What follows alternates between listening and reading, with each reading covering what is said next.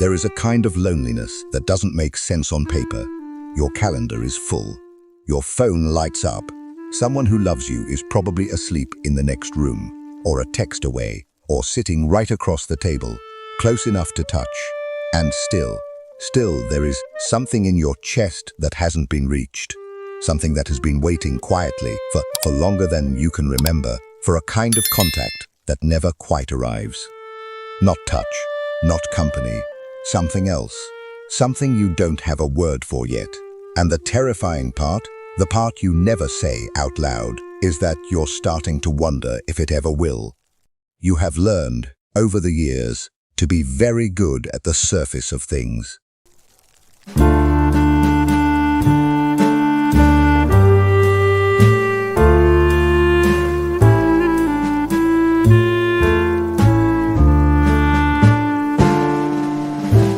You know how to laugh at the right moments. You know how to ask people about themselves, so the conversation never has to turn toward the parts of you that feel too complicated to explain. You know how to walk into a room and make everyone feel comfortable, while something in you stands slightly apart, watching, measuring, wondering if this is the moment someone finally sees past the performance.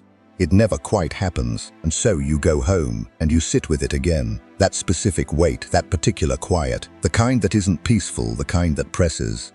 You've probably told yourself it's just how you are, that some people are simply wired for depth, and the world wasn't built for depth.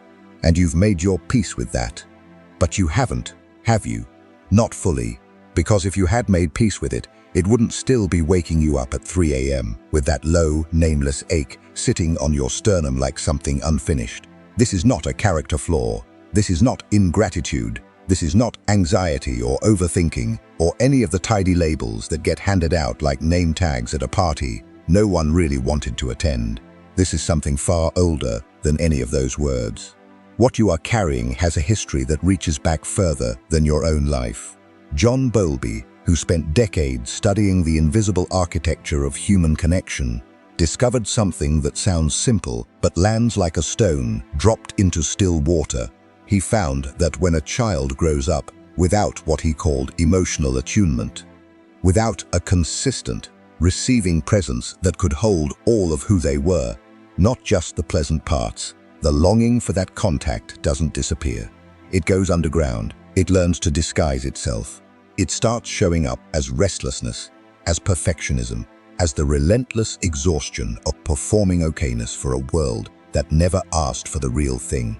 The mind adapts, that's what minds do. But adaptation is not the same as healing. Gabor Maté put it in a way I have never been able to shake. He said the question is never why the emptiness, why the disconnection, why the reaching for things that don't quite fill you. The question is always, what was it that you needed and didn't receive? Because the need didn't vanish when it wasn't met. It simply went somewhere. The world couldn't see it.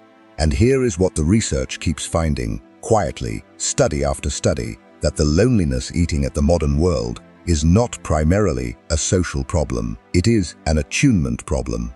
People are surrounded by other people and still feel unreceived, seen but not known, present but not met.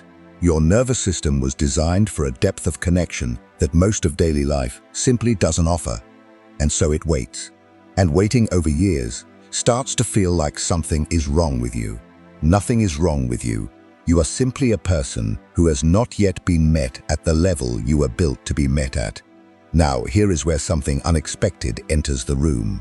There are teachings, not religious ones, not doctrine or scripture or anything that requires your belief, but observations made by people who spent their entire lives studying the interior of the human experience.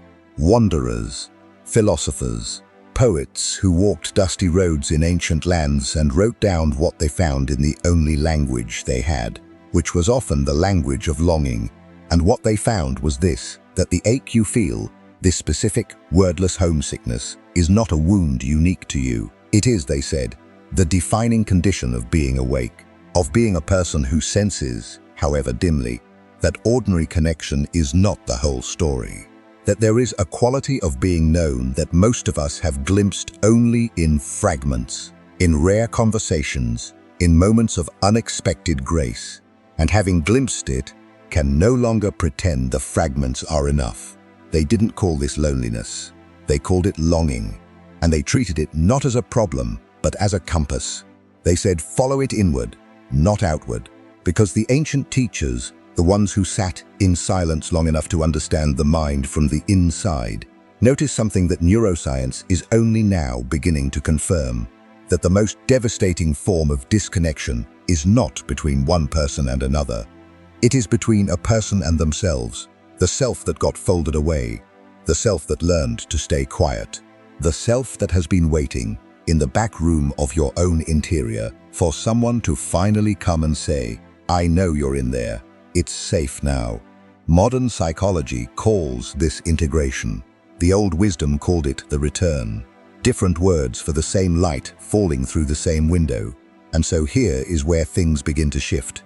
Not with a revelation, not with a single conversation that fixes everything. Healing from this kind of loneliness doesn't arrive the way we imagine it will. Sudden, obvious, complete. It comes the way fog lifts.